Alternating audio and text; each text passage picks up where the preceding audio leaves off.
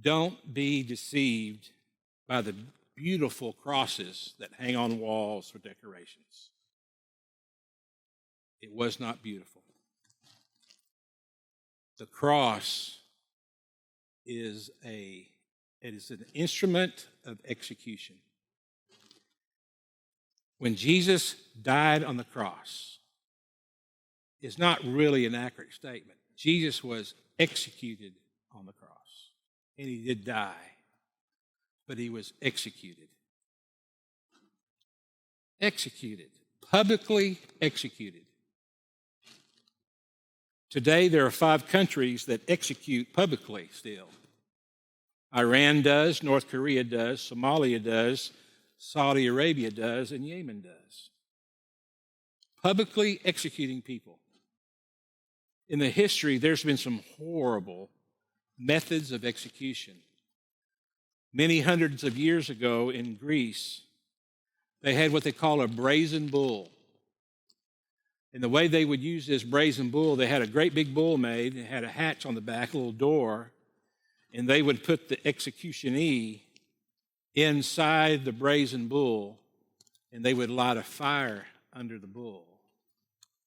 And they would slowly roast the person to death. In China, many, many years ago, hundreds of years ago, they had what they called a waist chop.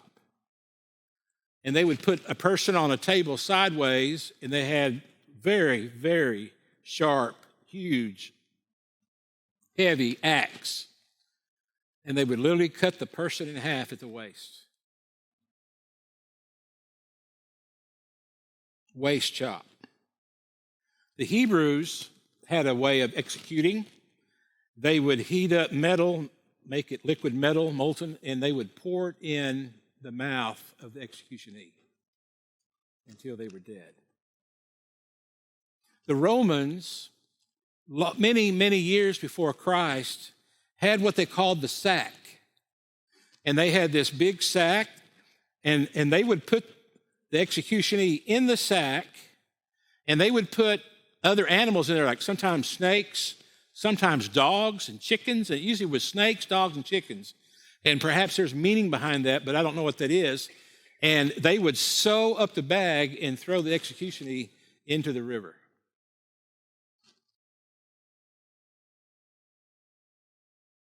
In Babylon, in Iraq, modern-day Iraq today, ancient Babylon, they believed in an eye and a tooth for a tooth. And so they would, if someone murdered someone with a sword, then they would duplicate that. If someone committed arson and killed someone in a fire, they would duplicate that, eye for an eye. They had flaying. Many, many countries for many, many hundreds of years would use the tool of flaying. And flaying is pretty much that you just peel the skin off people. And you go through that arduous process of peeling all the skin off someone until they're dead. Flaying. But of all the horrible methods of execution that mankind has used throughout the course of history, there may not be any worse than the cross. Now, what they did to Jesus was worse than what they did to most people on the cross. Most people who were criminals that were sentenced to die by the execution of the cross, they weren't whipped like Jesus was. They were not beat like Jesus was. They may not be called on to carry their cross like Jesus did. Do you see that because of the cat of nine tails they used on him, and the beating that they used on him, and the crown of thorns that they used on him, when they hung him on the cross, he had very little skin left. Now, you have cut yourself. You have had wounds in your life. Isn't that horrible? To have a wound? And to have a wound, and all your back is a wound, and you're put on a cross.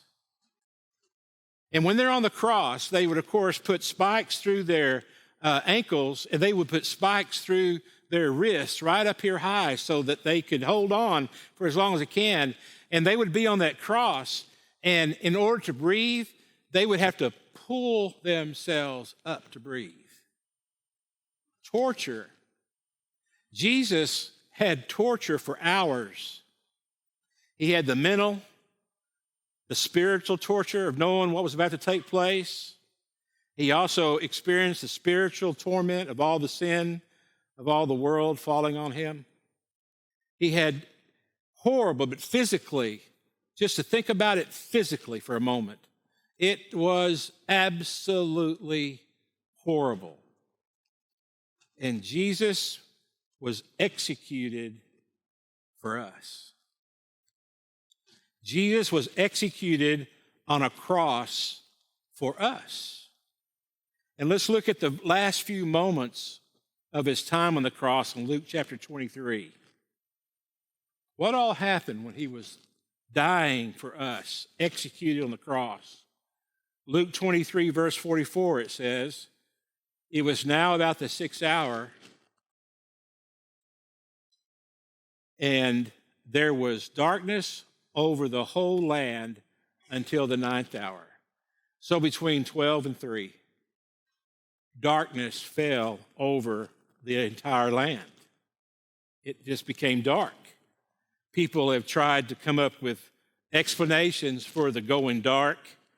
People have used lunar eclipse and solar eclipse, but neither one worked because it was a Passover and the alignments weren't there for that. Because they know when the Passovers were, because there's a calculation they use for when the Passover would take place based on lunar and solar and all that mess. And so that wasn't the cause of the darkness. There are many prophets that give a prophecy of the world going dark. Joel does in the end times, in the day of the Lord. And so if the day of the Lord is the day that Jesus died on the cross, then that would apply. Amos talks about the darkening. Isaiah talks about the darkening. But one thing we do know about Jesus being executed on the cross is Isaiah 53:6 says that God the Father laid on him the iniquity of us all. So for me, there may be other reasons, but the most reasonable thing that I can consider, other than the evil coming in the world that Luke talks about when Jesus would die on the cross and the darkness of evil would fall on him, is that same equation goes to the fact that when Jesus died on the cross, God made the world go dark because it was the darkest time for God. The time when he laid on his Son all our sins. So it all went dark. The sun's light failed, it says in verse 45. And also when Jesus was on that cross, and at those moments around his death, the curtain of the temple was torn in two. Now, it wasn't just some curtain. It was a curtain that was perhaps 80 or 90 feet tall. It was 35 some odd feet wide. And it had many layers to it. The book of Leviticus teaches us what it's like. It had cherubim in there. Bright colors were woven into this curtain. But this curtain was quite thick, layer after layer after layer, because that curtain would separate the Holy of Holies, where only the high priest goes to offer sins to God, the sins of the people. It would separate the Holy of Holies from the outer court. The outer court around the temple was only for priests to go. And then after that, outside of that, was the inner court, there's the outer court where other people could go. But you couldn't get past that inner court to get to the Holy of Holies. Only priests could do that, and then only the high priest. And that curtain separated the Holy of Holies from the inner court. And when that curtain was torn from top to bottom, It was to signal to the Jews and to the Gentiles to come that access to the Father was now available. Because when Jesus died on the cross, he took on the assignment of our high priest. And we have Jesus that we go to. We don't go to a priest. We don't need a high priest. We don't need a functioning priest. We don't need any person. We don't need any man or any lady to stand between us and God. We have access between God and us through Christ. And we can boldly go before the throne of God because Jesus was executed for us. And then one of the most encouraging verses in all the Bible, which is an amazing thing, but that speaks to what Jesus says here, that at the moment of death is one of the most encouraging verses we have in the Bible. That doesn't seem to fit, does it? But nothing fits with our Jesus. Nothing makes sense with this. You can't have so much evil, but so much good simultaneously. I mean, we rejoice and grieve when we lose loved ones simultaneously. Only God can make that happen through Christ. And here we have it. When Jesus was about to breathe his last, it says that he called out with a loud voice. He shouted out when he said this, and he said, "Father, into your hands I commit my spirit." And so at the moment of death, in such a cruel death, an execution far worse than the brazen bull, far worse than the waist chop, that got over pretty quick. Even worse than the molten poured in your mouth. Far worse than that. That would be pretty quick. That would suffocate you really quick and burn you just, it'd be horrible in there. I mean, this cross was devised that it would cause people to rethink criminal activity. But the primary reason for the Roman cross was to keep people at peace, to keep revolts down.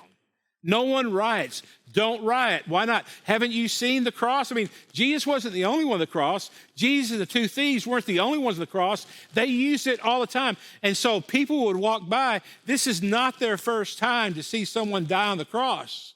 The Romans used it all the time. And it's a cruel death. It makes you think twice. There's no way in the world anyone wants to die of execution on a cross. And so don't riot. Don't speak against the government. Don't protest one bit here with these people. They mean business and they're stronger than we are. And they really want us to be subdued. And so the cross would cause most people to be subdued. And on that horrible, horrible execution, he says, "Father." The presence of the Father in the worst of time. In the darkest of time, the presence of the Father. Into your hands. So the split second before Jesus dies, there was hope. Jesus understood there was hope. Jesus had endured the pain of the cross. The plan of God to redeem man was just about finished for that aspect of the death of the sacrifice. And Jesus says, "Father, you are God. You are almighty. You are present. You are here. Father, into your hands, into your presence. I'm not going to be left alone here. I'm not going to endure this all by myself. Father, into your hands." He is proclaiming the presence of God at his death, at his execution. And the word commit, into your hands I commit my spirit. The word commit there means to entrust. I'm entrusting my life to you. Statement of great hope, of great possibility. A statement possible only by awareness of truth. Important if true.